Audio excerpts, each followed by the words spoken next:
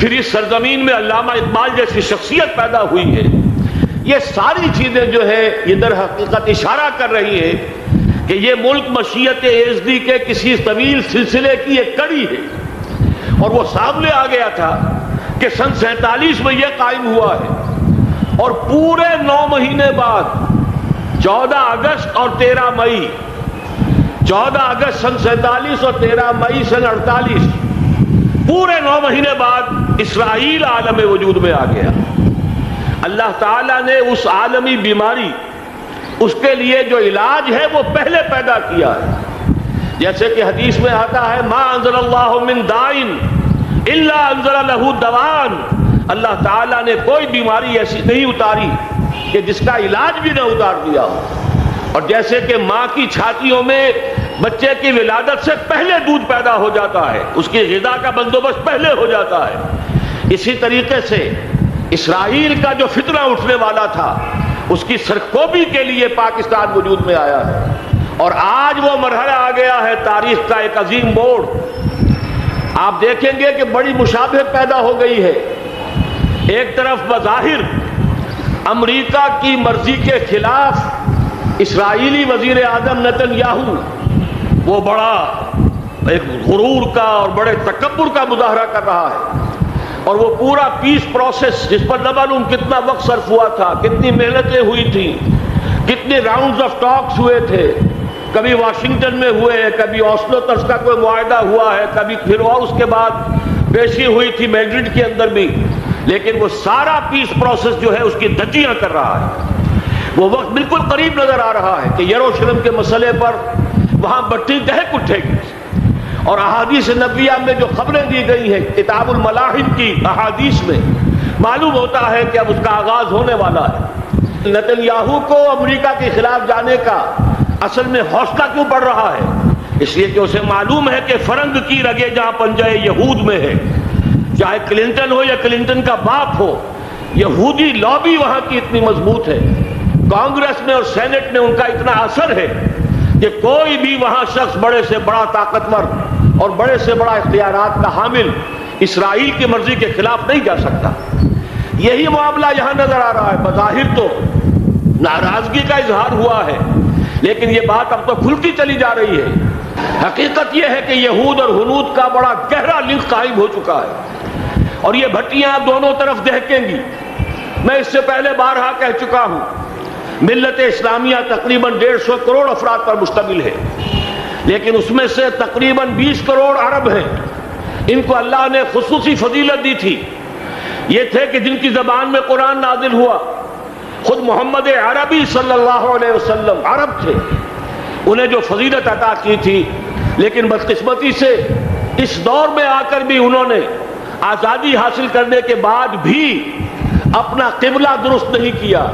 کسی نے ماسکو کی طرف رخ کیا، کسی نے واشنگٹن کا رخ کیا، اللہ اور اس کے رسول کی طرف رخ نہیں ہوا. واقعہ یہ ہے کہ مجرم ہیں. دوسرے بڑے مجرم 150 کروڑ میں سے 10% یہ 15 کروڑ مسلمان ہیں. حالیہ جو سینسس ہمارا ہوا ہے اس کے بعد اندازہ ہو رہا ہے کہ یہاں کی آبادی 15 کروڑ ہو چکی ہے. 10% امت مسلمہ کا مسلمانہ نے پاکستان ہے. اور یہ اس اعتبار سے کہ اسلام کے نام پر ملک بنا کر نصف صدی گزار چکے، لیکن یہاں پر اسلام کا بول بالا نہیں ہوا، کتاب و سنت کی بالا دستی کر اعلان نہیں ہوا. دستور میں ساری اسلامی دفعات موجود، لیکن اس کے ساتھ ہی ایسے خلا موجود، چور دروازے موجود کہ کوئی دفعہ بھی مؤثر نہیں ہے. یہ منافقت کا پلندہ لے کر ہم چل رہے ہیں اس دستور کو، اس دستور مملکت پاکستان کو. لہذا واقعہ یہ ہے کہ یہ بھٹی جو ہے اب ہماری آزمائش کے لیے آگ آد ابراہیم ہے، نمرود ہے. کیا کسی کو پھر کسی کا امتحان مقصود ہے؟ اس لیے میں نے وہ آیت بھی آپ کو سنائی وَلَنَبْلُوَنَّكُمْ بِشَيْءٍ مِّنَ الْخَوْفِ وَالْجُوعِ. آج کی صورتحال پر غور کیجئے کس درجے یہ الفاظ ہمارے جو ہیں وہ ثابت ہو رہے ہیں اور جس اپلائی ہو رہے ہیں. ایک خطرہ پیدا ہو چکا ہے. واقعہ یہ ہے کہ کوئی کرائسس ہو، کوئی خطرہ ہو، کوئی اندیشہ ہو تو قوم جاگ جایا کرتی ہے. اور اس کے بعد حقیقت یہ ہے اگر ہم نے جرأت کر لی، اور مجھے یقین ہے کہ ہو جائے گا، کچھ لیت و لال ہے، کچھ تاخیر ہے، حکومت کے کچھ اعلانات دو طرفہ سے بھی آ جاتے ہیں، لیکن مجھے یقین ہے یہ دھماکہ ہوگا، یہ مشیت ازدی ہے، یہ شدنی امر ہے، یہ ہوگا۔ اور اس کے بعد یقیناً اس آیت مبارکہ کا دوسرا لفظ ہم پر منطبق ہوگا، وَلَنَبْلُوَنَّكُمْ بِشَيْءٍ مِّنَ الْخَوْفِ وَالْجُوعِ۔ یہاں دوسرا لفظ بھوک کا لفظ ہے، ہم پر سختیاں آئیں گی یقیناً۔ الکفر ملت واحدہ، پوری دنیا امریکہ کی زیر سرپرستی ہمارے خلاف کھڑی ہوگی، ہمارے اوپر پابندیاں لگیں گی، لیکن شاید ہمارے جذبہ ایمانی کو بیدار کرنے کے لیے اللہ تعالیٰ اسی کو ذریعہ بنا دے، اور پھر اس کے ذریعے سے پورے عالم اسلام میں عوامی سطح پر جو ہمدردی پیدا ہوگی پاکستان کے ساتھ، اس کے آثار شروع ہو گئے ہیں۔ کبھی قطر کی طرف سے خبر آ رہی ہے، کبھی الاحرام کا جو ہے وہاں بات سامنے آ رہی ہے۔ معلوم ہو رہا ہے کہ جو بھی پبلک اوپینین ہے پورے عالم اسلام میں، اس کی وجہ کیا ہے؟ میں نے اپنے پچھلے جمعے کے خطاب میں عرض کیا تھا کہ جیسے پاکستان سلطنت خداداد پاکستان ہے، ایسے ہی اس کی ایٹمی صلاحیت یہ بھی خداداد ہے، اللہ نے چھپر پھاڑ کر ہمیں دی ہے۔ ایسا نہیں تھا کہ ہم نے لیبارٹریاں بنائی ہوں، ہمارے سینکڑوں اور ہزاروں سائنسدان ریسرچ میں لگے ہوئے ہوں، نہیں، اچانک اللہ تعالیٰ کی طرف سے ہمیں ایک نعمت غیر مترقبہ عطا ہو گئی ڈاکٹر عبدالقدیر کی شکل میں۔ پھر نہ معلوم کس کس ذریعے سے اس پروگرام کو آگے بڑھانے کے لیے جن پرزوں کی ضرورت تھی، کس کس ذریعے سے وہ پرزے یہاں پہنچے ہیں، یہ بھی خالص خداداد صلاحیت ہے، اور اس کو سمجھ لینا چاہیے کہ یہ ہمارے لیے ایک فرض کفایہ کے درجے میں ہے پوری امت مسلمہ کی طرف سے۔ اس کی وجہ کیا ہے؟ پورے عالم اسلام میں کہیں اور یہ صلاحیت موجود نہیں۔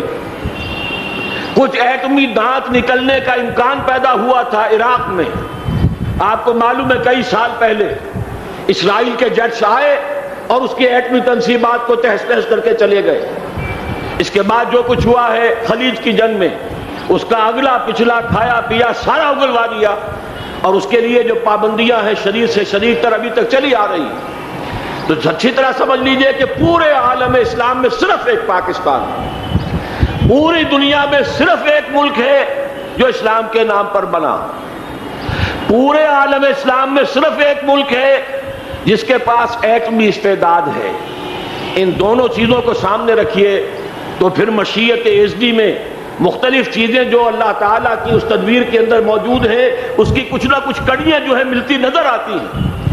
لہذا اگر یہ معاملہ ہو جاتا ہے تو یقیناً اگرچہ سختی آئے گی، وَلَنَبْلُوَنَّكُمْ بِشَيْءٍ مِّنَ الْخَوْفِ وَالْجُوعِ، لیکن ایک تو یہ کہ اس قوم کے اندر سے انشاءاللہ جذبہ ایمانی برآمد ہوگا، اس قوم کے اندر سے اثار اور قربانی کے جذبات برآمد ہوں گے، پورے عالم اسلام کی اخلاقی سپورٹ اسے حاصل ہوگی۔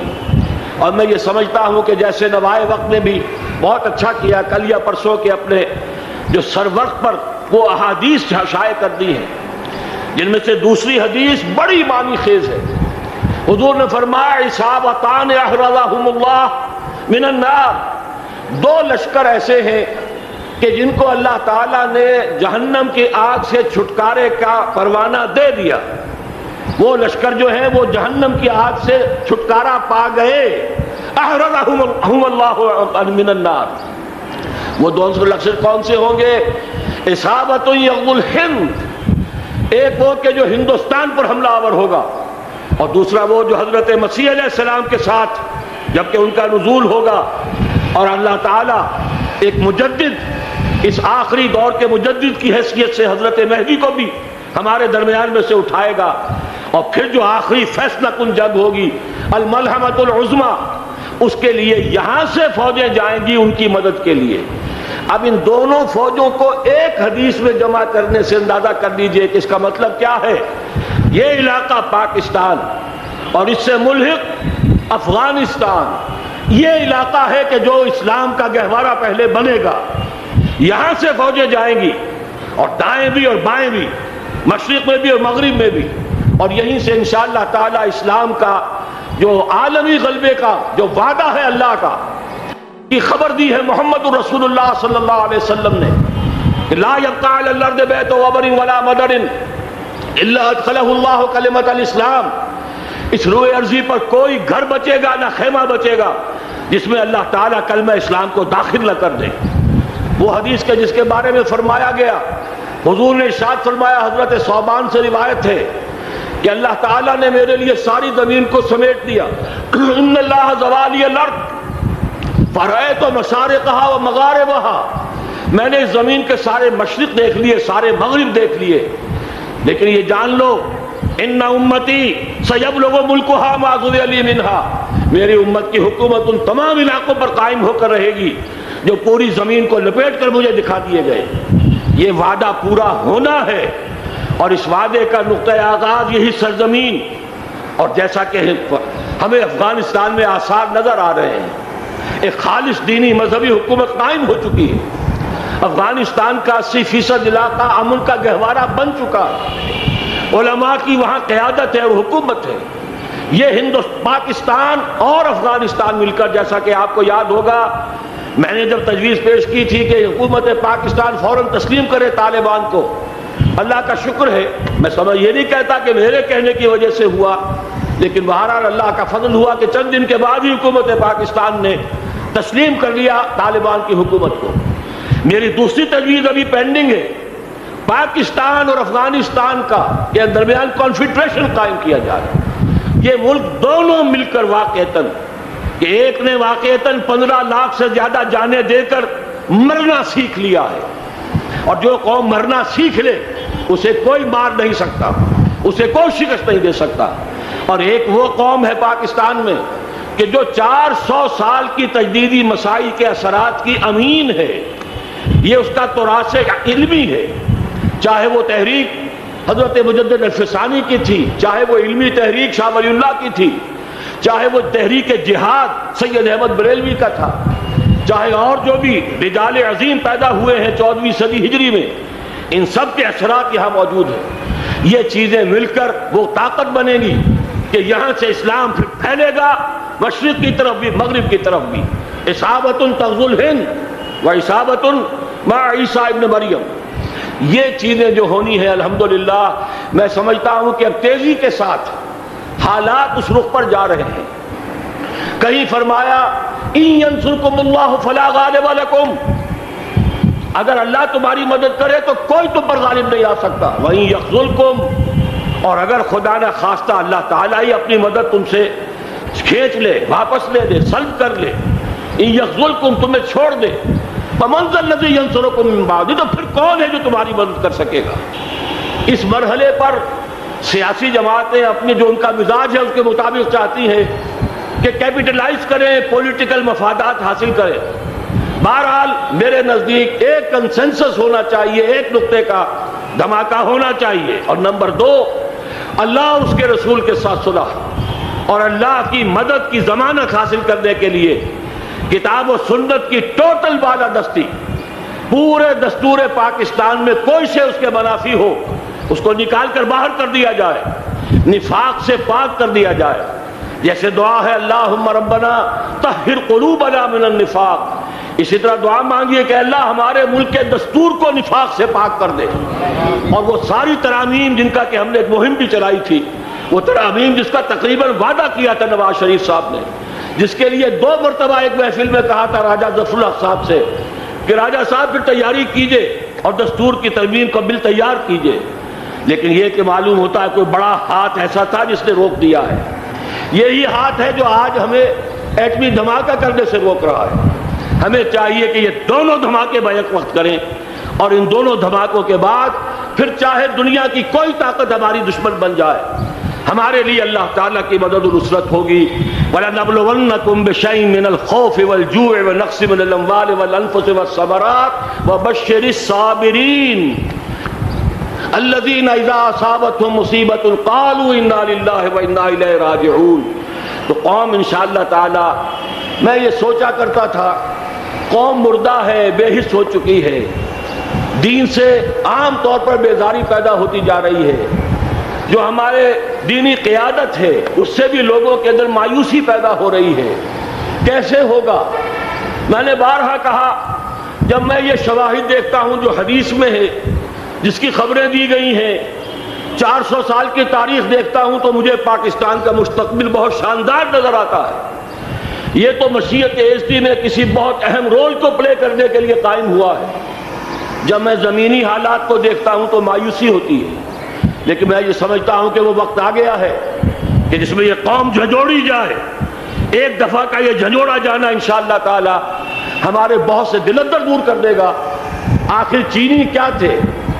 ایک 10 صدی پہلے کے چینی افریمی قوم آج کہاں سے کہاں پہنچ گئی ہے۔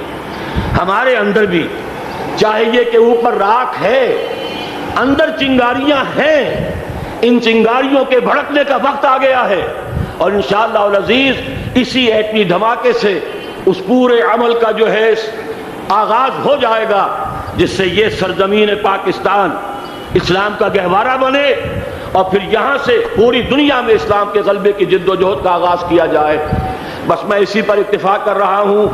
اللہ تعالیٰ سے دعا کرتا ہوں کہ وہ ہمارے حکمرانوں کو، اگر تو کوئی تاخیر ہو رہی ہے انتظامی امور کی وجہ سے، کوئی بات نہیں، بہرحال معاملہ ایک اچانک ہو گیا ہے، لیکن مجھے توقع ہے کہ انشاءاللہ وہ دھماکہ ہوگا اور جلد ہوگا۔ اگر کوئی تذبذب ہے تو ہم اللہ تعالیٰ سے دعا کریں گے وہ نواز شریف صاحب کے دل کو پھیر دے اور اس کے اندر استقامت پیدا کر دے، اور دوسرے یہاں کی سیاسی جماعتوں کو بھی یہ توفیق دے کہ کوئی اور سیاسی مسئلہ اس وقت نہ اٹھائیں، اور جو بھی یہاں پہ مذہبی اور دینی عناصر ہیں انہیں اللہ توفیق دے کہ وہ اس دھماکے کا مطالبہ کرنے کے ساتھ ساتھ، بلکہ میں یہ سمجھتا ہوں کہ اس سے بھی زیادہ زوردار انداز میں دستور پاکستان سے منافقت کے خاتمے اور کتاب و سنت کو سپریم لا قرار دینے کی ترمیم جو ہے اس کا دھماکہ بھی کیا جائے۔ اللہ تعالیٰ ہمیں اس کی توفیق عطا فرمائے۔